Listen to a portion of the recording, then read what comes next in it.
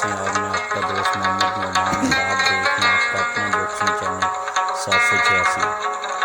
अरे दोस्तों, कभी भी अपने आप को किसी से कम पर ना समझें और अपनी मेहनत करें। कोई भी स्पोर्ट हो, मिक्स मार्शल आर्ट हो, बॉक्सिंग हो, कराटे हो, कुछ भी हो, आप करें और उसमें मेहनत करें। इंशाल्लाह अल्लाह पाक आपको कभी न कभी उसका सिला देंगे और अपने आप को कभी किसी से कम पर ना